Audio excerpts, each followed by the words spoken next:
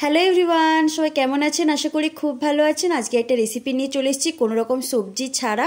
আজকে এটা chowmein recipe করে তোমাদেরকে দেখাবো। আজকে তৈরি করব বাদাম চাউমিন। তো চলো আজকে এটা নতুন রেসিপি তোমাদের সাথে শেয়ার করা যাক। তো ঝটপট চলো রেসিপিটা শুরু করা যাক। এখানে একটা কড়াইয়ের মধ্যে আমি জল গরম করে নেব। আজ কিন্তু চাউমিনটা আমি কোনো কড়াইয়ের মধ্যে কোনো গরম করব না। দেখো জলটা কিন্তু আমার গরম হয়ে গেছে। একটা পাত্রের মধ্যে জলটা নিয়ে নেব আর ওখানে চাউমিনটা দিয়ে দেবো। ভালো করে চাউমিনটা বিছিয়ে দিতে গরম জলে সিদ্ধ হয়ে যায়। আমি কিন্তু এখানে কোনো রকম লবণ, ভিনিগার, সাদা তেল কিচ্ছু ইউজ করব না। জাস্ট গরম জলের মধ্যে ভিজে রেখে দেব 1 ঘন্টার মতো। তো এটা একদিকে ভিজাতে থাকুক। এখানটা কড়ার মধ্যে অল্প তেল নিয়ে তেল দিয়ে এবার সরু করে আলু কুচিগুলো দিয়ে দেবো। দিয়ে ভালো করে পরিমাণ মতো লবণ দিয়ে আলু ভাজাগুলো ভেজে নেব। তোমরা এখানে আলু দিতেও পারো বা নাও দিতে পারো। তো 1 মিনিটের মতো চাপা দিয়ে আলুগুলো ভেজে নেব। দেখো আমার কিন্তু আলু ভাজাগুলো হয়ে গেছে। ঠিক লাল লাল করে ভেজে নিতে হবে। তো আলুটা আমরা এক সাইডে করে দেব। দিয়ে একটু পরিমাণ মতো তেল দেব।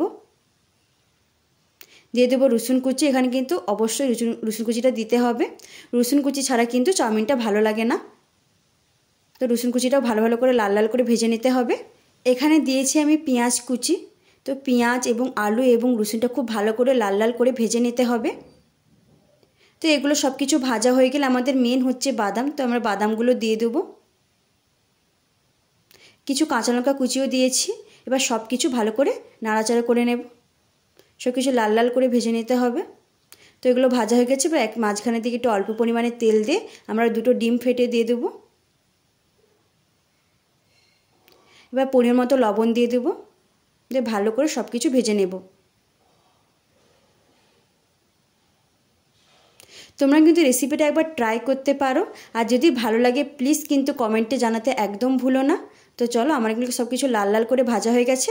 আর দেখো আমি যে চাউমিনটা ভিজে রেখেছিলাম, তো একটা ছাঁকুনির সাহায্যে কিন্তু চাউমিনগুলো আমি ছেঁকে নিয়েছি। দেখো আমি কোনো রকম ভিনিগার, লবণ এবং তেল দেইনি। কিন্তু দেখো চাউমিনটা কতটা ঝরঝরে হয়েছে। তোমরা কিন্তু একবার ট্রাই করতে পারো। আর এখানে কিছু ম্যাগি মশলা দিয়েছি আর সামান্য পরিমাণে লবণ দিয়েছি। ব্যাস আমাদের কিন্তু আর কিচ্ছু লাগবে না। এবার তেল দিয়ে ভালো করে আমাদের চাউমিনটা ভেজে নিতে হবে।